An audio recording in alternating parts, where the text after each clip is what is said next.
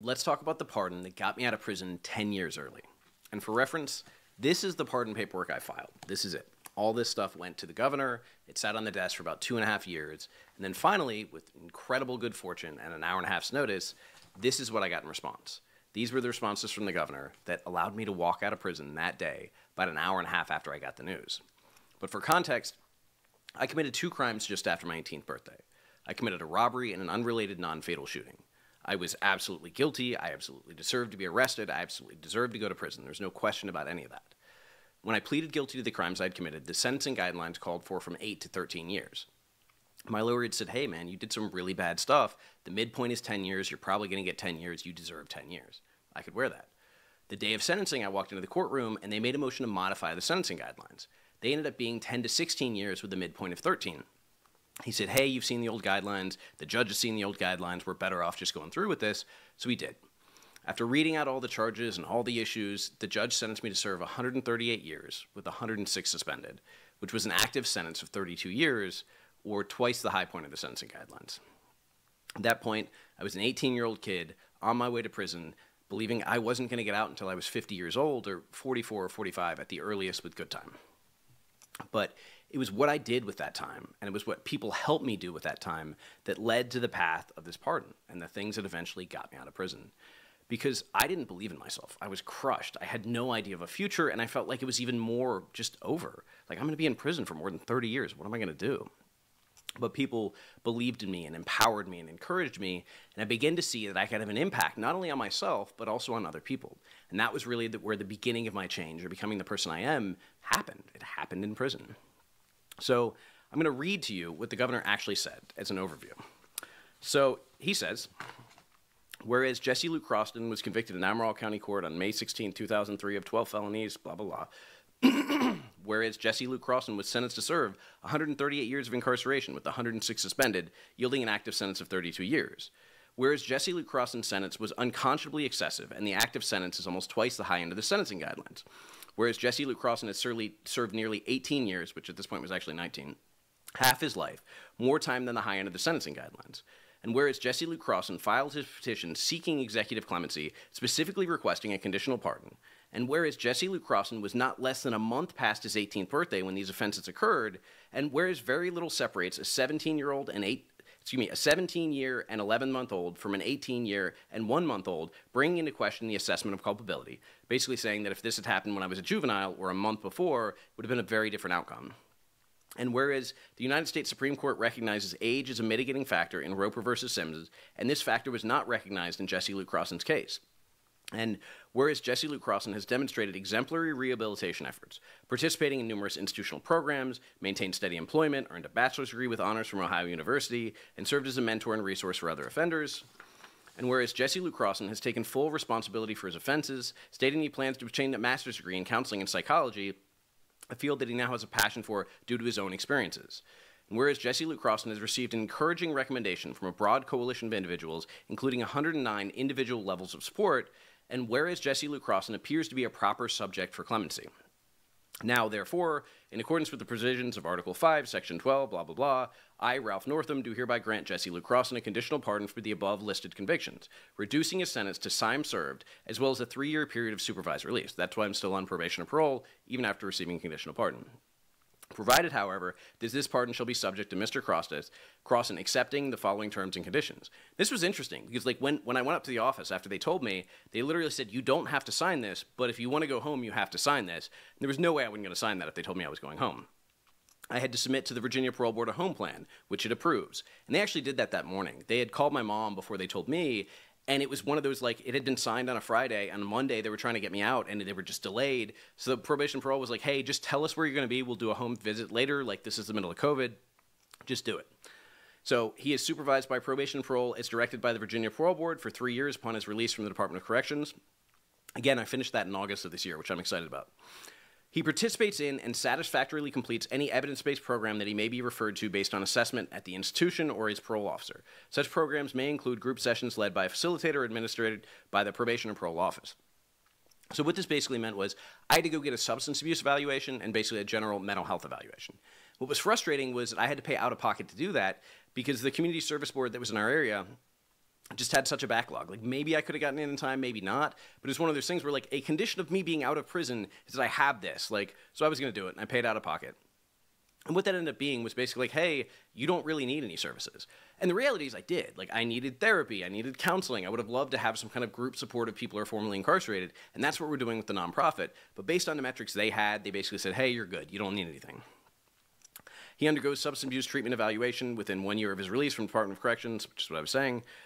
He shall have no contact with the victims unless specifically approved in advance by the probation officer or once supervision has been terminated with prior approval of the Albemarle County Circuit Court or the Virginia Circuit Court in jurisdiction in which he resides. This includes no third-party contact on behalf of Mr. Crossan. So for those people who have asked, have you talked to the people that you shot, or have you talked to the people that... I'm not allowed to. Like, I think there could be a conversation there if that was something they initiated and that's something they can talk to probation parole or the court or a victim's advocate with, but I am under no circumstances allowed to initiate contact, so that's just something that I avoid.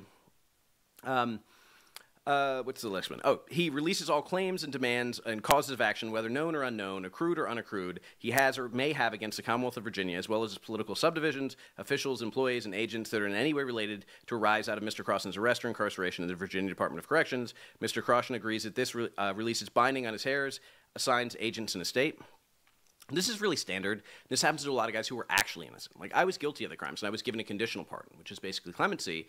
But there are a lot of guys who are actually innocent of their crime, and to get out of prison, they have to sign a piece of paper that says they can't sue the state for putting them in prison, even though they were innocent. It's really kind of a horrendous, under duress kind of situation. I don't know whether it's ever been challenged in court. Some states, Virginia included, have a clause to basically pay people for every year they were falsely incarcerated. It's not very much money, but it's something. Other states don't. They don't care if somebody... We had a guy who was in there for like 53 years in another state, get out, and they will not give him anything. They're like, yeah, the cop did lie. Yeah, you know, they did pay the witness to say something different, but it doesn't matter. We're not going to give you anything, which is just horrendous to me. He abides by any and all additional terms and conditions established by the Virginia Parole Board. If any foregoing terms and conditions of the Parole Board are violated, Mr. Crossan may be subject to arrest and incarceration to complete up to the remainder of his committed sentence. So what's interesting about this is what I've been told is normally in Virginia, like if you get a parole violation, if you just do something stupid or you get a dirty urine, they'll like give you a day or 5 days or 10 days, but they can't give you more than 10 days for a technical violation, and there's some limit on your first return. My understanding of this is they were like, hey, we're giving you a chance. If you mess it up, we're giving you all your time back. And that's not how it reads, but that was what I was told very clearly by probation parole. And I was like, you know what? I will sign on every dotted line. I will do everything. Like, I'm not getting in trouble. So this is given under the hand and lesser seal of the Commonwealth of Richmond, and that's the Secretary of the Commonwealth. Acceptance of the conditional pardon. This is what I actually had to sign to basically say I agreed to those terms. And obviously, I was not going to disagree to those terms. There were some concerns with probation parole when I first got out because of where it was. And I told you there was a crazy story that I'll probably write about in my book that I just got to wait to deal with. But basically, that was how I got out. Now, even though I got a conditional pardon, none of my convictions were erased. So I'm still a convicted felon, still carry that with me. And in Virginia, that meant I wasn't able to vote. So this other piece of paper is something I really value. And I don't mind having the original disc because I don't think they're going to take it away. This is my restoration of rights. This was the further pardon granted by the same governor, Governor Northam, that allowed me the right to vote, to serve on a jury, to be a notary public, basically to become, except for my gun rights, a full citizen again. I was really grateful for that because that felt validating in a way that I didn't understand. Because I'd gone to prison just after my 18th birthday. I'd never voted. I'd never been a part of the political system. And suddenly I saw just how wrong things were. And I found it very important to be able to voice that, both to elected officials and to choose who the elected officials were. I also just want to give you an example of what's in here because nobody has ever seen this before. Like, this is a list of all my charges, as well as my juvenile record. Like, I had speeding tickets, I had a possession of alcohol underage, destruction of private property, for stealing beer from Food Lion. Most of it, though, is just like general stuff. Like, this is my tradesman, basically where I got my journeyman's license, my electrical journeyman's license. Here we have certificates from, I don't even know what this is, the Victim Impact Program, which was, by the way, the best program I saw in all the Department of Corrections. There were a few vocational training programs that were good, but for the most part, the kind of like mental health or like wellness programs were just not substantial. There were some good individuals, good therapists, not good programs. That Victim Impact Program was amazing. And I firmly believe that everyone should have to participate in that because it's essentially taking people and making them go face-to-face, either by written testimony, video testimony, audio testimony, or at the end, someone actually coming in to talk about their experience as being a victim of crime. and to really face that. Like, it's easy to justify what we've done or push it off or do whatever, and I wrestled with it enough for all those years, but having someone come in and say, hey, this is what happened to me. Like, I want the person who did this to me to, I want the person who did this to me to be accountable, but more than anything, I want them to not do it to anyone else. To be able to hear that and feel that and the tears, and it's the most powerful program I've ever been a part of. This is more on my actual sentencing. This is basically just my table of contents. This is all basically what I wrote out. Like, this was my whole pitch of like, hey, this is what it was, this is what I'm doing, this is why I believe I deserve it. This is the prison of quarantine, because we couldn't actually find it, but this was the article I had published. It's the prison of quarantine. I think it was in the Roanoke Times. It was basically just talking about how people in the world could suddenly understand what it was like being in prison because of quarantine, because of being isolated and not knowing what was going on. I also had an article published in, I think it was from Weeks to Months, which is an article about grief. It was about losing my father, as well as something in the Marshall Project that was about basically the things that I learned from my dad that was really interesting, like the person I became and the tools that I learned, because my dad was a really handy man, but he didn't really directly teach me those things, but I realized in prison I'd picked it up by osmosis. And again, I have more things and college degree and just all the basically paperwork associated with the things I had accomplished. And then the main part of this, obviously what made it so long, was the letters, because it was 109 individual letters. We also have the motion to reconsider sentence, because when the judge sentenced me to twice the high point of the guidelines, we thought there'd be some chance with that. That was shot down.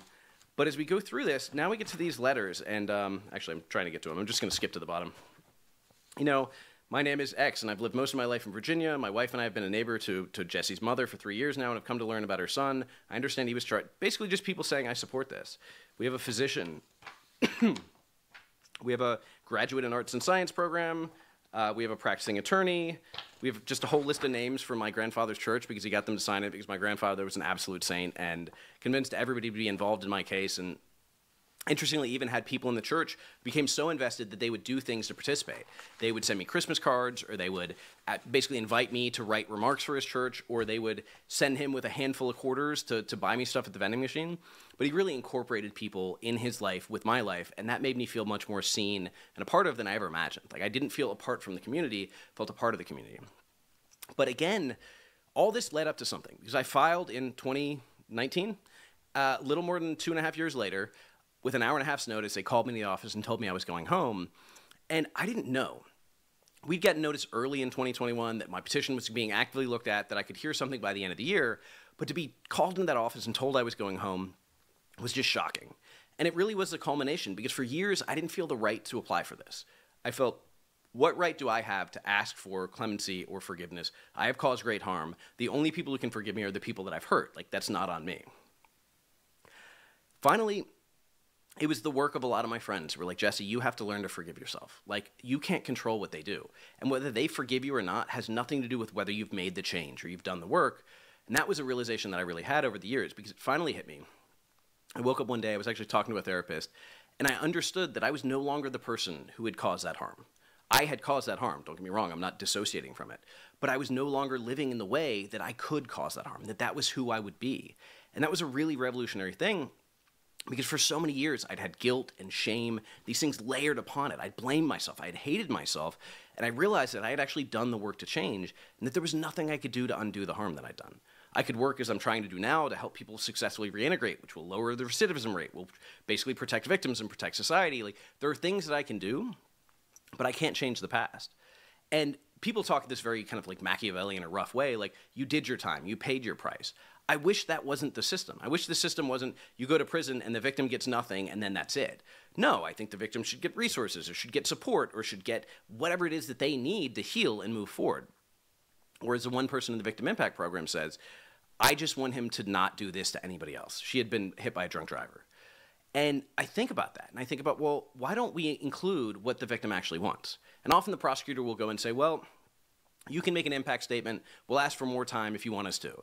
But not like, hey, this guy was drinking and like driving, I want him to get substance abuse treatment. Like, I don't want him to do this to anybody else when he gets out. Or, hey, this guy was heavily traumatized as a child and nobody helped him unpack that stuff in therapy. Like, I want him to get therapy so he doesn't do this to anybody else.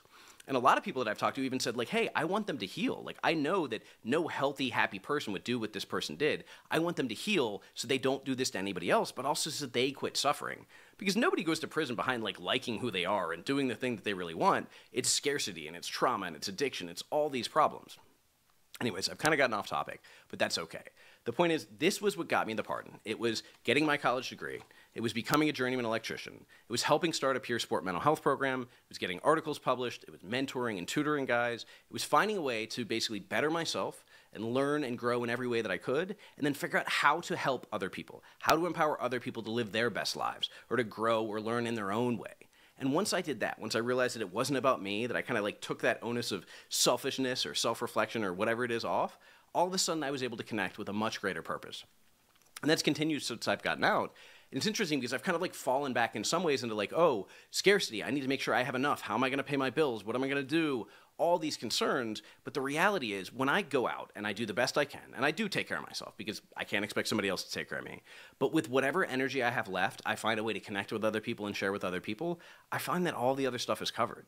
That my mental health and where I'm living and how I'm centered is all better. That the resources, whatever I need, comes along. And this isn't magic. It's just a reality that if we do the right thing, we put one foot in front of the other, and we trust that the process will work out, there are things that suck. Hey, the water heater's going out. That's going to cost me however much. I'm not really happy about that. I don't have a lot of cash right now. But you know what? It's going to be okay. And we'll figure it out. My neighbor's going to help me replace it. Like, everything is in a good spot, and that makes me feel okay. And it was really this process of being in prison and having people believe in me and tell me that I can make a change, and knowing that if I could make a change, not just survive, like get through 19 years in prison, but if I could grow and heal and make a change in there and find a way to positively impact people both on that side of the bars and on the outside, I can do anything. And once I really realized that, like once I stopped like not trusting myself or living in imposter syndrome, I began to realize that this pardon was really the key to my freedom. Not just from prison, but from this old idea that I was limited in who I was going to be or what I was going to do. And it really is this pardon and this new second chance at life that is allowing me to become the person that I always wanted to be.